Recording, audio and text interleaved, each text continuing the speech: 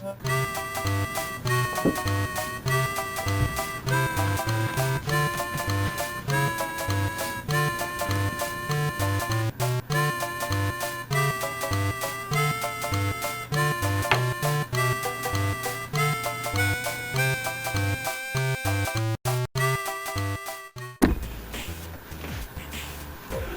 you already know that I'm quite the big Sonic fan, and there's a big reason why.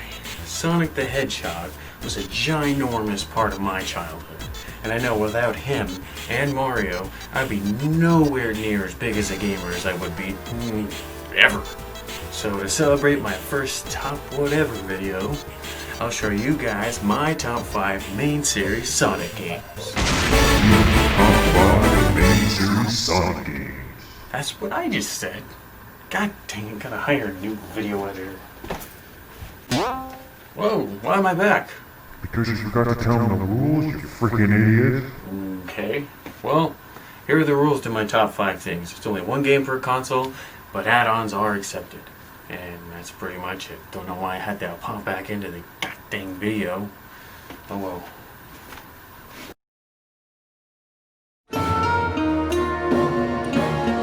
Number 5.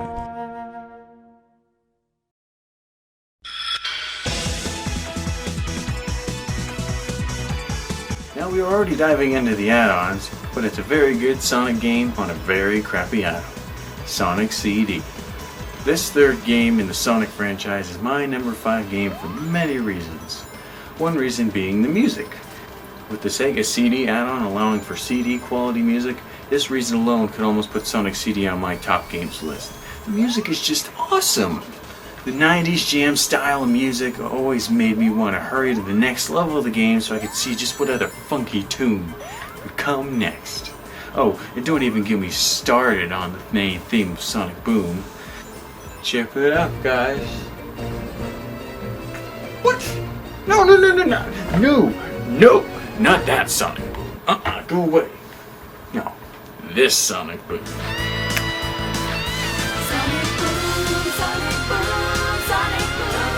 Now, of course, the music alone doesn't make a game, but the gameplay, of course. Sonic CD plays a little differently than its big brother Sonic 1 and Sonic 2. More of it being more platform heavy. This does hinder its time travel mechanic, which in order to use requires you to be really fast, so only the most skillful players can really get to the true ending of the game. Me, I still haven't. I've watched it, but I still haven't. This game also had a lot of quirky and weird Dr. Eggman bosses. Most of the time he was easy to beat, or to beat him you just had to simply get to him, which he always had like some weird obstacle course you had to go through to beat him, but it was very unique.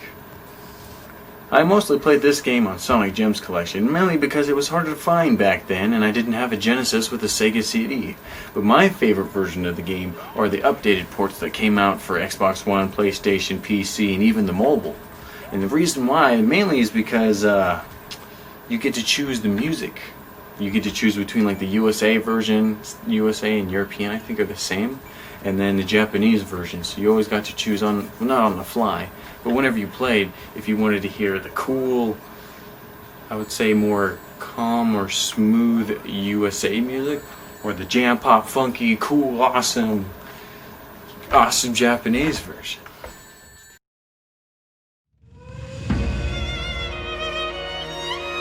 Number 4. Don't you wish you could somehow play all the Sonic levels in one game? Well, now you can! Sort of, not really, with Sonic Generations, number 4. This game made my number 4 because it does a good blend on the levels from all the good Sonic games, if you want to call it that. Because honestly, they even took levels from like Sonic 06. Anyway, but yeah, they did a good blend. The level design is great too, the multiple branching pathways and unique feel without ripping off the level design entirely, the ones that they've inspired them. And it has a good balance of action and platforming, making it a heaven for people who prefer those kind of play styles.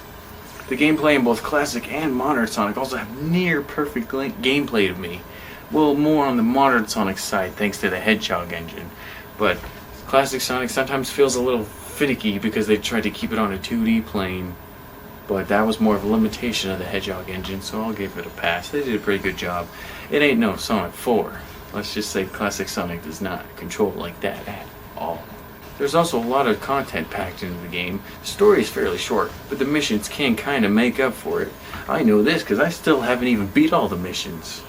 I don't play it a lot, but I also end up replaying levels because they're so goddamn fun. You just spend so much time replaying it. I keep playing Green Hill even though it's like the easiest one, just because of how beautiful, how perfectly streamlined the level is. Oh my gosh. One thing I also wanted to mention were the power-ups. You could buy power-ups at a shop that Omochow sells. And I thought this was a nice little concept, but they never expanded upon it. It could have been something awesome. Oh, well, the fact that they also probably had a small power-up system, maybe it was because the game was rushed out for Sonic's 20th anniversary.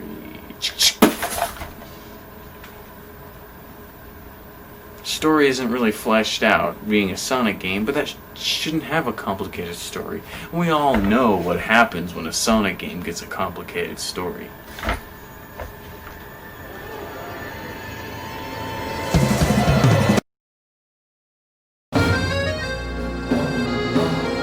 Number 3. Speaking of Sonic games with an over-in-depth story, my number 3 is Shadow the Hedgehog. Now, I know this one may technically be a spin-off to the main Sonic games series, but I feel like it was developed with the story being canon in mind. And I think it actually is canon. It's Shadow's real backstory. I don't know. I mean, you'd think, being a Sonic fan, I would understand, but it gets onto the level of Kingdom Hearts for me where you kind of just play it because it's fun, and you don't really play it for the story, because it doesn't make sense to you. Anyway, this game has Sonic Heroes-like gameplay style, but it also added weapons and guns, which kind of felt tacked on despite the game being centered on Shadow doing cool things. It was a nice gimmick nonetheless. It had weird auto-aiming, and the melee weapons never really felt useful, but it kind of mixed things up, you know? This game also explains most of Shadow's past, which always intrigued me when I was little, so I was very excited when the game got announced, because I wanted to replay Shadow's history, see how it happened. I loved the branching levels, making the replay value skyrocket, and with 326 different endings, oh boy, does 100% complete in this game seem like a challenge. At the time back around when the game came out, me and my brother probably only got to around 50 endings before we got really out of the game. But I was also playing other Sonic games on the side. One guilty pleasure I have to admit is I absolutely love the main theme. Oh my gosh. Every single time I just start rocking out. And I know my friends make fun of it all the time, but when they change the lyrics to make fun of the song, I always kind of tune that out and play the original one and just start rocking out just because it sounds so cool to me. I thought it was cool. If they did the gameplay right, I wouldn't care if Shadow the Hedgehog would be like a cliche third-person shooter, almost kind of like Gears of War or something. I bet it would have done so much better if it played like that and had this kind of theme style to it. They should have done that. I want a Shadow remake. You know what? I fucking want a Shadow remake. Number 2.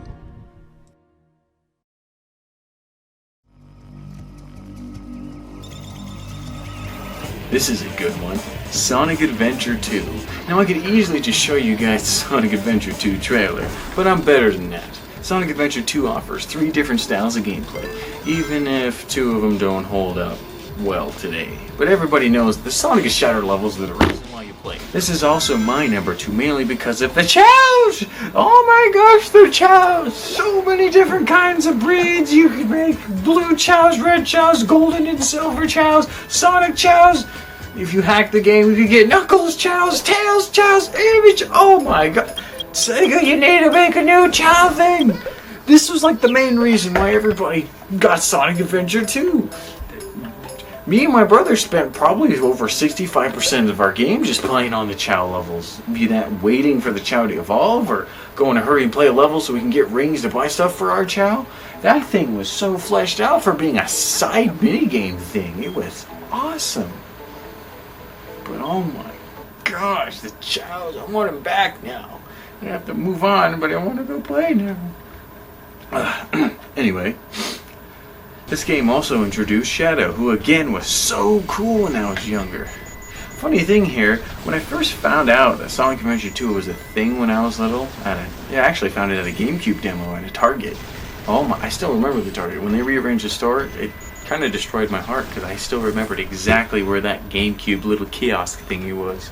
But yeah, when I saw him and I played the demo, for some reason I was able to play Shadow in City Escape, which was it was so different when I bought the game and I couldn't do that. I thought you had the option to. Anyway, I'm getting off track again.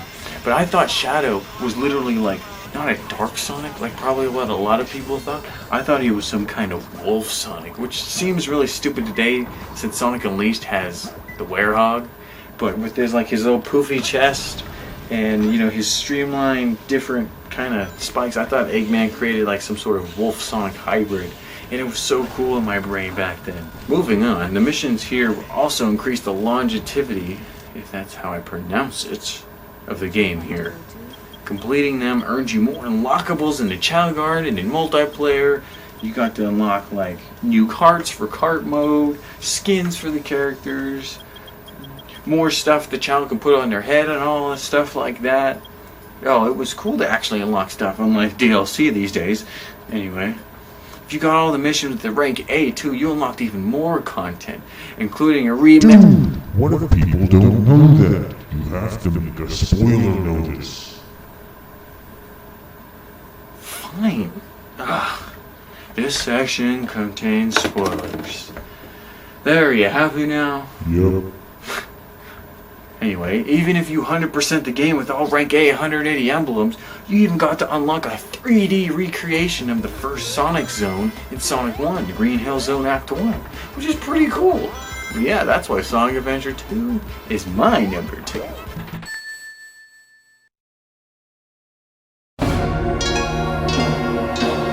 Number 1.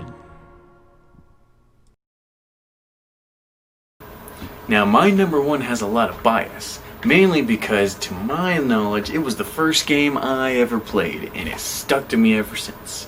But that game is Sonic the Hedgehog 2. Now, in my opinion, these games' graphics will hold up for all of time's existence, for forever. And you're asking me, that sounds dumb. How could a 16-bit game graphics hold up for forever? Well, that's an easy answer. It's a good art style. Enough said. Moving on, this game also has one of the catchiest soundtracks of the whole series. I've always had this soundtrack in my head since I was little. And when I got my first MP3 player years ago, guess what was the first song I put on? That's right, Metropolis Zone. But to be honest, the song that always comes to mind when I think of Sonic 2 is Hey look, a lamppost!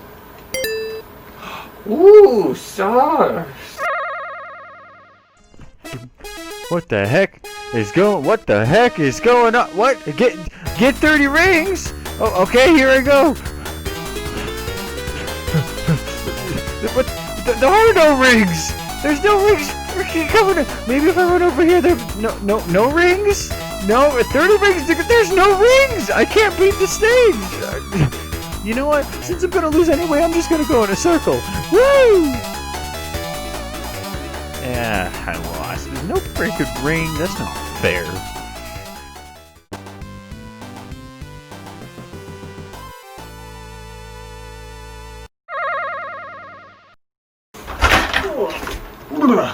What the?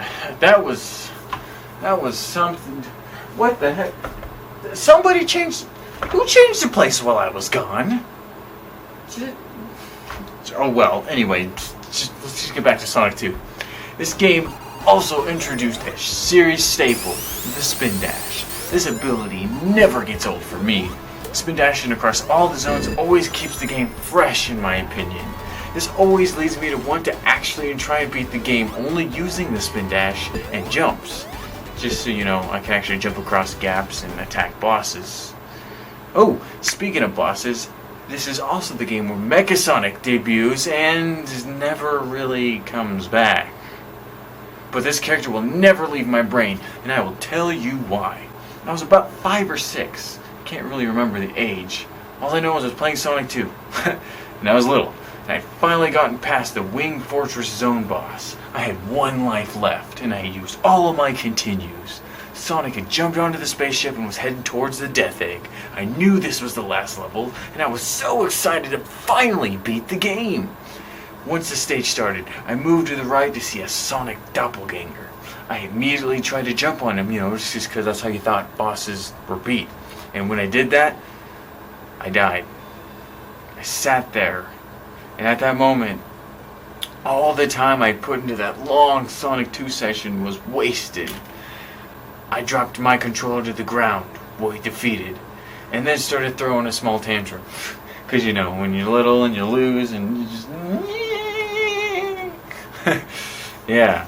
This game also introduced Super Sonic, and when I again saw this for the first time, it was the coolest thing I'd ever seen. I did not know about Dragon Ball Z at this time, so this was exhilarating. Being invincible and smashing through the zones always felt so good, compared to most other Sonic games anyway. Like Sonic Generation Super Sonic, where you kind of just float through everything. It looks kind of dumb. But yeah, speaking of traveling fast, this Sonic game was also very fun to me because it felt like you were traveling around the world, each zone feeling really unique, in location, moving from like a chemical plant to an aquatic ruin to an exotic casino to the hilltops of a mountain to a bone-chilling giant mine/cave to an oil-flooded desert. This game somehow did it all. Even to this day, I usually try and take time out of playing all the new games so I can re-enjoy some of the games I played in my past when I was little, all the Sonic games, Mario games too. But yeah, I hope you guys enjoyed this video, and remember, these games are my top 5 favorite Sonic games. Don't take it into any offense if you have a completely different list. And speaking of lists, I actually would like to hear your top 5 main series Sonic games.